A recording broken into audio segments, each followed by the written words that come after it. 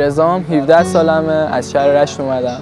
اونایی که میگفتن داشتیاتیم میخوام یه خواب ابدی یه مش خاطرمون برام ابدی. من صادقم، 19 ساله، از قشم اومدم، اصلیت کرمونی ام، بعد لقبم فروهر. در میاد بگو کی تموم میشه این سختی‌ها، بگو چقدر در میاد بمیرم نباشم نشه مصرف.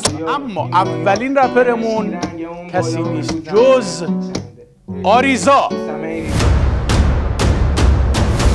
ای رقیبا میگن ندیدن شبیمو، خودم هم ندیدم شبیم. بعضیا میگن اما دومین شرکت کننده قسمت اول ما بریم ببینیم اجرای خفن فروهر رو. شعر میاد ای سوسنم گرمو، یه جو بدتر گرمای گم رو، بگو فروختی منو به چندو، آخه دورت بگردم من چند دور